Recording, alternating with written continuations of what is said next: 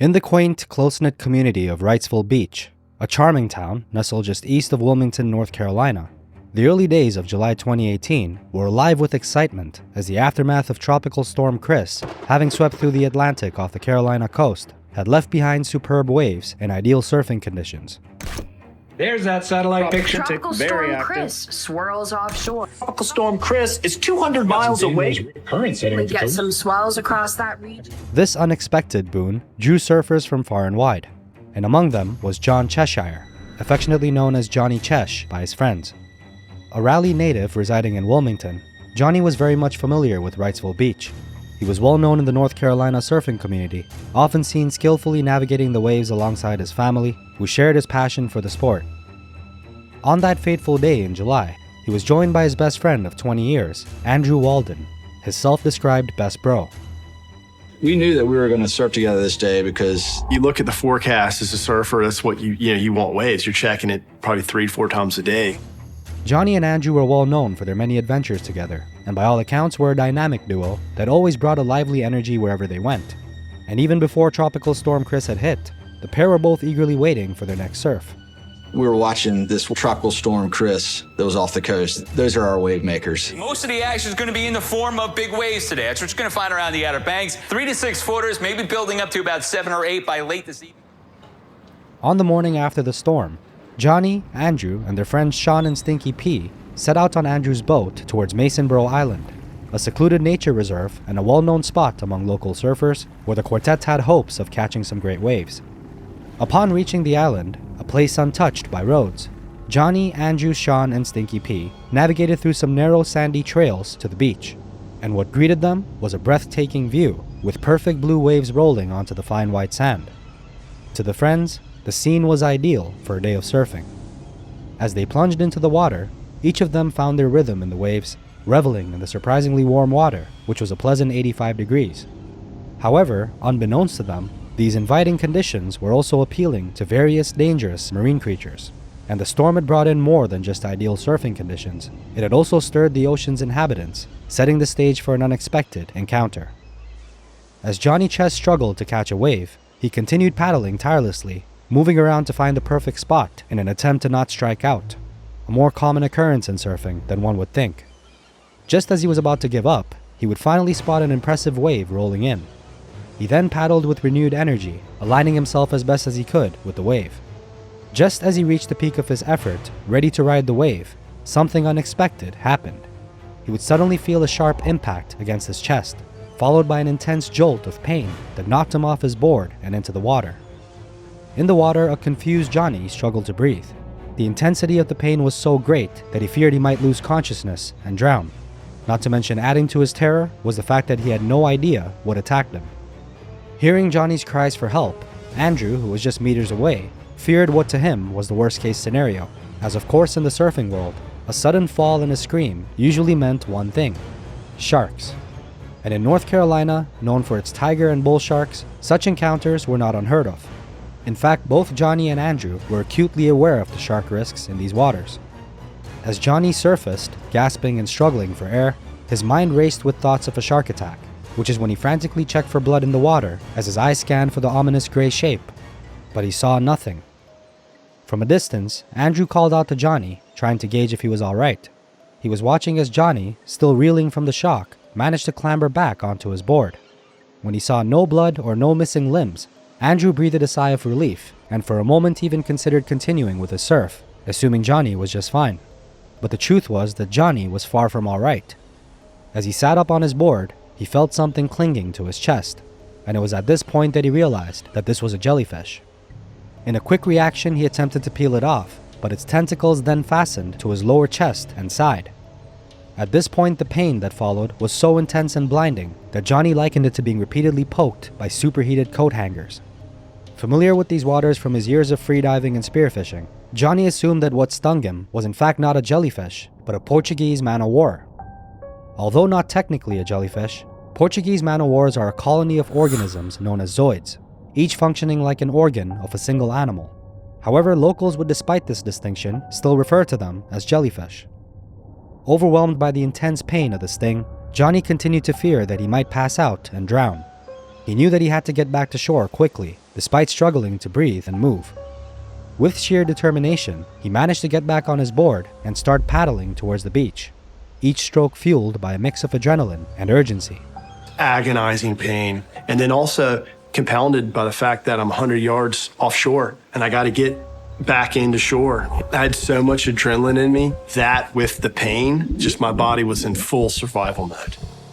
Johnny's friends, who were still nearby, at this point still had no idea of the danger that he was in, thinking that his lack of movement was just him taking a break.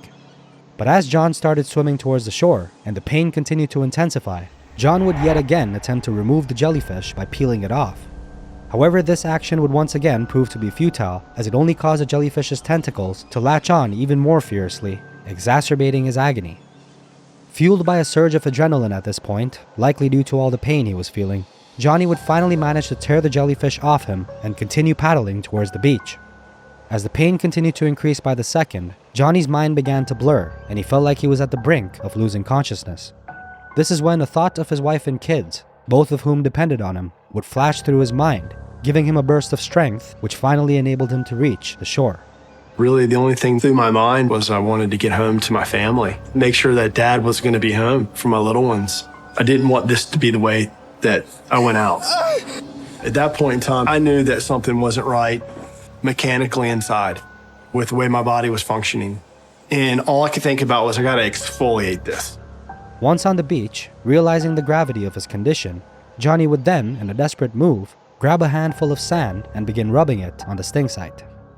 Unbeknownst to him, this action triggered the release of even more venom from the tentacle cells that were still latched on to his skin, causing his pain to escalate dramatically. In fact, Johnny described this pain as akin to having a burning hot knife slicing into him repeatedly. But even that, he said, was an understatement, and the pain was in fact far worse than anyone could imagine. The tentacles of the box jellyfish, an intricate array of what could be likened to tiny spring-loaded traps, which are known scientifically as nematocysts, were embedded in the skin. These minuscule capsules, crafted by nature for both defense and predation, are inherently ready to inject venom from their yet-to-fire cells at the slightest provocation. As John's hands moved, pressing the grains of sand into his wound, he unknowingly applied mechanical pressure to these nematocysts. And like tiny, venomous landmines, these nematocysts responded to the pressure by firing, injecting additional venom into his already tortured body. Not to mention, the act of rubbing not only irritated the embedded tentacles, but also his skin, triggering a further release of venom. The nematocysts, sensitive to both touch and chemical signals, were at this point incited into a frenzied reaction. And to make matters worse, the rubbing motion in fact spread the tentacles over a larger area of his skin, increasing the zone of envenomation. And each movement and provocation caused more and more of these venomous cells to come into contact with his skin, unleashing their toxic payload. Back on the beach, a man, who was not part of the quartet but a friend of Johnny's, had noticed him laying on the beach, writhing in pain. Noticing the tentacles all over his skin, he would without hesitation suggest the old wives' tale remedy: "We need to pee on the sting." But Johnny wasn't exactly keen on the idea of a golden shower. The first person I see, luckily for me, is my friend Guyan. He sees me rolling around. He's like, Guyan, I got hit by a jellyfish. It's like, I don't think this is your typical jellyfish. You gotta help me out. You know, he looked at me and he could see it in my eyes. The first initial thing was, he's like, We're gonna have to pee on you. Pee on me, man? Yeah. And replied to him by saying, "No way, dude. Pee in a bottle, and I'll pour it on myself." Complying with his request, his friend would then pee into an empty bottle and hand it over to Johnny, who would then apply the urine to his sting. This action would instead cause the pain to intensify yet again. Now, the reason that this happened was that, in a nutshell, applying urine to a box jellyfish sting is not recommended and can in fact worsen the situation. The variable pH of urine and its composition make it an ineffective neutralizer of jellyfish venom. And more critically, it triggered the aforementioned undischarged nematocytes to release even more venom due to the changes in the osmotic balance around the sting area. Unlike, say, vinegar, which is recommended for its acidity and can help deactivate nematocytes, urine, contrary to popular belief, in fact lacks the necessary acidity that prevents further box jellyfish venom discharge. As Johnny's pain escalated even more, his skin would at this point begin to blister as he struggled to breathe and felt his blood pressure skyrocket. He knew that the venom was causing serious harm to his body, far beyond the initial sting. Realizing the gravity of the situation, Johnny's friends would finally notice him at the beach and quickly gather around him on the shore. I didn't want to discount what had happened, but we get stung out there a lot. I tried to help him shake it off and just say, bro, you're gonna be fine. Let's get back out there, it's really fun. First, he told me to suck it up. You know, he's like, it's just a jellyfish sting. It looked like somebody had just whipped him pretty hard with the whip. Andrew, who was particularly concerned, instantly knew at this point that Johnny needed urgent help. Andrew would at this point help Johnny get back to the boat, but before doing so would have to navigate the trails through which Johnny was barely able to walk, collapsing frequently, overwhelmed by nausea, and barely able to breathe. It was on the way to the boat that Johnny would express to his friends that these may be the last moments of his life. Upon hearing this, his best friend Andrew would then call EMS as soon as he got to the boat and began heading to the other side of the island. John's one of my best bros, and when he told me I'm about to die, it got real. I immediately went from, okay, not a big deal, to, well, let's make sure you don't die. In an attempt to help soothe the stings, the friends then doused Johnny with fresh cold water, not realizing that this too was a mistake, as the fresh water triggered the remaining stinging cells to release even more venom. As Johnny's pain intensified even further, he at this point felt that he was on the brink of a heart attack, and it became increasingly clear to everyone that this was no ordinary sting, and they began to suspect that this was the work of a box jellyfish, not a man of war, a far more dangerous creature. In Andrew's own words, he was at this point goosing it, or in other words, pushing the boat's throttle to the max, causing it to slam against the waves as it propelled forward at full speed. This intense motion, however, would also have unintended consequences, as it caused even more of these venomous cells to fire into Johnny's body, worsening his already excruciating pain. Hitting and hitting and hitting, and every time it hit, that pain just was like getting another gut punch. It's like, at that point, I'm going in and out. As the men finally reached the beach, they spotted emergency personnel waiting. The crew, in an attempt to remove the stingers, scraped Johnny's wounds with a small razor blade. However, these efforts as well, which were meant to extract the tiny stingers from his chest, only intensified his agony, and it seemed at this point that nothing could go right for Johnny. The stingers were so minuscule that the scraping action triggered additional cells to release their venom, just as they had before. At this point, Johnny's ability to breathe was rapidly deteriorating, and the emergency team administered oxygen as well as a dose of fentanyl for his pain. The oxygen offered some relief, but the fentanyl, typically ineffective for box jellyfish sting pain, did little to help. As the crew hurriedly transported him to the New Hanover Regional Hospital in Wilmington, Johnny, upon his arrival, was reunited with his wife in the emergency room, where he described the pain as if his flesh were being torn apart from within and then melting in a fire. The box jellyfish's venom, pumping through his circulatory system with each heartbeat, continued causing him relentless and excruciating pain. This is when Johnny mentioned to the doctors that a Portuguese man of war was the likely culprit. However, upon a quick examination of his wounds and a discussion about the pain and the symptoms that he was feeling, the doctor would instantly offer a different diagnosis, that this isn't a man of war sting, you've been stung by a box jellyfish.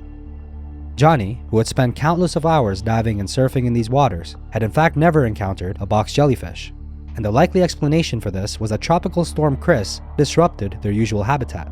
And although they're typically found in brackish, marshy areas, the storm's powerful winds had likely pushed these deadly creatures into the open ocean. And ironically, the same storm that provided Johnny and his friends with the perfect waves also brought him face to face with one of the most venomous creatures on the planet. Convinced that he was on the brink of death, Johnny continued to find no relief from the excruciating pain until doctors eventually applied hot compresses to the affected area. And then at that point, it was more bearable, but pain went right back up. And he came back in, he goes, how you feeling? I said, look, man, whatever you've given me helps momentarily, but then it goes right back up to a 10. It's like, is there anything else you can do? He's like, well, we've already given you the legal amount of medication that we can.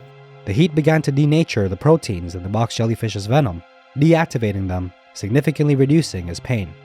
However, Johnny was at this point still in a lot of pain, despite it having reduced, which is when the doctors informed him that he'd reached the legal limit of pain medication that could be administered without signing a waiver for additional doses.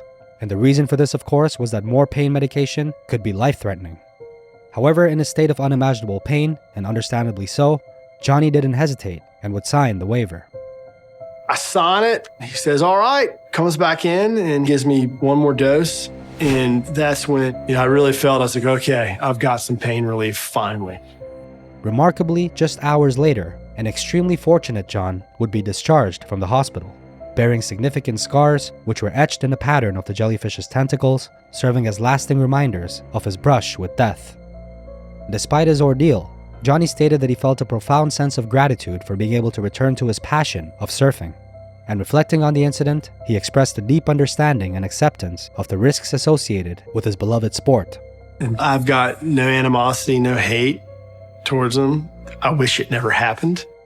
If this episode piqued your interest, then our previous episode about a recent shark attack on a woman at Sydney Harbour in Australia is likely to do the same. You can find it on the end screen of this video.